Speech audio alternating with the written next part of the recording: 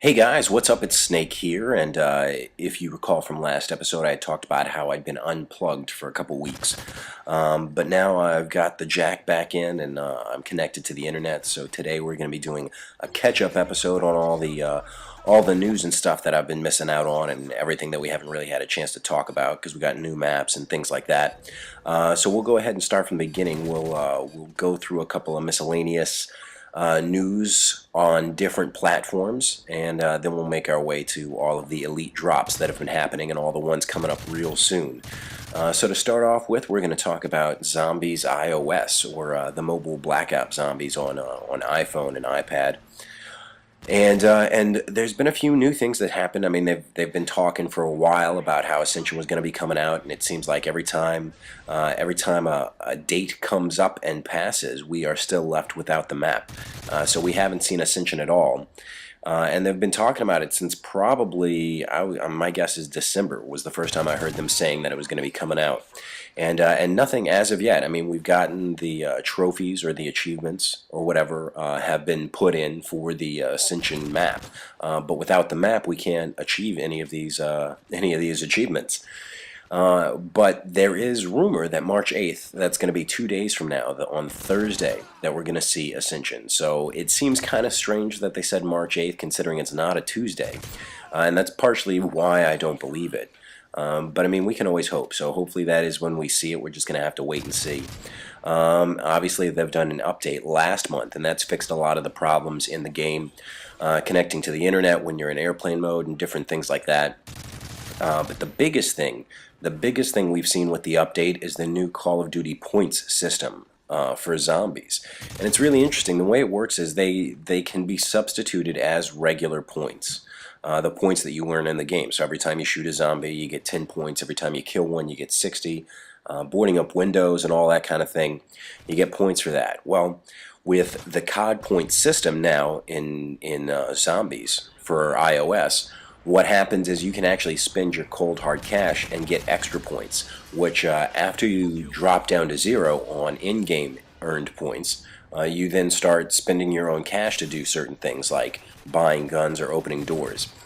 So what this means for you is if you're willing to spend $10 that you just have lying around and nothing else to use it for, then you can start up Kino, run around, open up all the doors, buy a couple guns, hit the box a few times, find the monkey bombs, maybe even pack-a-punch something, get the Bowie knife and all the perks, all before killing a single zombie.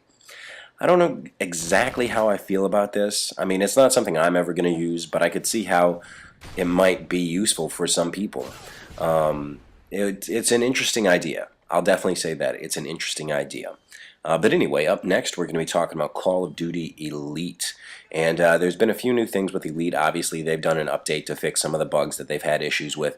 The mobile app has updates now, so you can start selecting your unlocked through prestige points weapons, because you couldn't do that before. It would just assume if you hadn't unlocked it normally that it didn't exist, so that fixed some of those things. But the biggest thing that has changed in Call of Duty Elite is that now clan operations are available. And I say available, that is the line exists. So when you look at all the operations, there's the line for lone wolf operations, there's the line for group operations, and then there's the clan operations. But there's no operations yet. And I don't know if maybe I'm looking on the wrong system. Maybe I need to be going, well, I mean, I go online too, but I check on the system and I checked in my phone, and as of yet I can't find any operations available. There's just a line that shows a bunch of blank squares where operations should be. So who knows when the actual operations will be available, but the possibility of selecting nothing is available now, which is strange. I don't know, maybe my clan's just not the right level yet. Maybe you have to be a certain level to get to certain operations. Why they would do that, though, I don't know. That seems kind of silly. Anyway, now we're back to Modern Warfare 3 again. And let's talk about some of the Elite Map Pack drops that have happened so far. So as you've been seeing me play up to now, we have 3 maps that if you're an Elite member, an Elite Premium member, I should say, you've been playing them just as long as I have. We've got Liberation, which is pretty fun. It's actually a fairly I mean, I dare say it's the largest map so far in Modern Warfare 3. And it takes place on a reassembled or a destroyed, I don't know where that came from, a destroyed version of New York's Central Park. It's a lot of fun. There's a lot of places to move. There's only one place that's really an inside, half-opened basement. But everything else, there's lots of covers everywhere else with trees and being able to run under bridges and things like that. I like this one a lot for domination. It's really fun because it's very difficult to allow the other team to control two points at one time for a very long period of time. So it's a lot of there's a lot more switching of what am I trying to say? Of A, B, and C switches around a lot, which I really enjoyed from Black Ops, because most of the maps on Black Ops you have that same issue where A, B, and C changes hands very, very quickly and very often. As far as team deathmatch, I'm not a big fan of it because everybody just runs around sniping, so it's very hard to run around even if you're playing core team deathmatch. But Search and Destroy is actually a lot of fun. I'd have to say out of all the maps, this is my favorite Search and Destroy map. Up next we got Piazza, which is in Italy, and it's actually really, really cool. It's a very multi-tiered map. And you have enough, because of all the turns and the tight corners, and the fact that there's multiple tiers and multiple entrances and exits to all of the open areas. Running around it, you actually spend a lot of time running from one side of the map to the other, even though it's a very small, mid-sized map. And I like it a lot for domination, especially. But it's pretty fun for any game type. And I'd have to say I would have to say that out of all of the maps on Modern Warfare 3, that one's my favorite. Last but not least, we have Overwatch, which is taking place at the top of a building. I was actually wondering if it was going to be a lot like the rooftop map of Modern Warfare 2. But it's actually very different. It reminds me a lot more of Discovery from Black Ops, because it has that center point, which I originally thought when I saw the glass that you'd be able to shoot it and then people could fall through, but in Domination, B is there, so there's no way to shoot through it, because then you'd never be able to capture B again. But it's a lot of fun because there's a few tight corners on either end and a lot of places in multi-tiers to sort of camp out as well as run and gun. But of course, that's only part of the picture, because on March 13th we'll be seeing another Elite Premium map drop, or DLC drop, I should say, because we're going to get one map as well as two Spec Ops missions. So the first map we're going to be receiving is going to be called Black Box, and actually I'm really excited about this one because it looks pretty cool. The idea behind it, on either side you're going to get two tall buildings, so there'll be multi-tiers within the buildings themselves, as well as sniper perches towards the top to pick up all the people running around in the center of the map. But then you can also get between the two buildings by running through the very destroyed and very large airplane that's stuck in the middle. It also happens to be a very famous one as well. It's going to be Air Force One. So that'll be kind of cool to see what the inside of Air Force One is, because I'm sure it's big enough to have at least two levels in Air Force One. So I wonder if we're going to see and be able to use both levels inside of the plane. Now, up next, we're also going to be getting the two Spec Ops, so we're going to see Black Ice and Negotiator. Black Ice, obviously, is going to take place up in the Arctic. We're going to be using snowmobiles.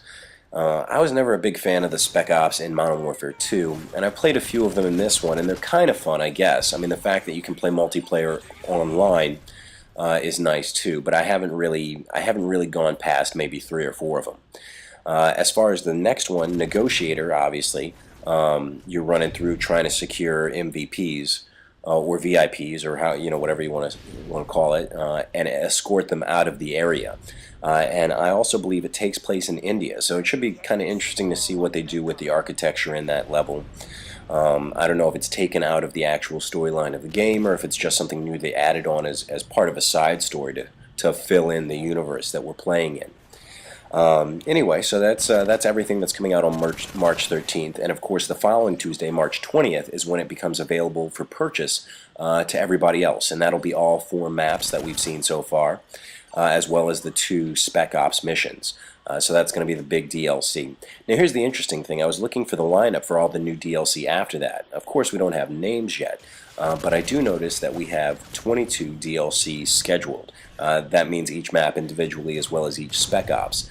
Now, they've been quoted as saying that we're going to get 10 new maps as well as 6 new Spec Ops, along with a multitude of other game types.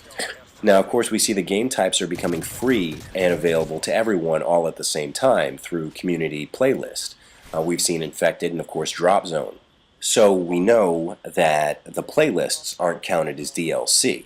But of course, if we add 10 plus 6, we only get 16 and not 22. So that means that there are 6 other DLC that we don't know about, and they're not new maps, and they're not Spec Ops missions. Well, if they're not new net maps and Spec Ops missions, the only thing I can think of is old maps. So I'm really curious to see if and what the old maps are going to be. Are they going to do 3 from Modern Warfare 1 and 3 from Modern Warfare 2? And if so, which ones are they going to be? I definitely would really like to see High Rise brought back. Of course, I'd mentioned that before as what I thought Overwatch was going to be. But it didn't turn out quite that way, so I'd really like to see that one brought back. But what other maps from Modern Warfare 1 and 2 would you guys like to see brought back if that's what those 6 DLC end up being, is old maps? So anyway, that's going to be it from me. That's all the news that I could think of, at least for now. And of course, starting tomorrow, we're going to switch gears back into zombie talk. So until then, guys, peace out. Enemy care package incoming.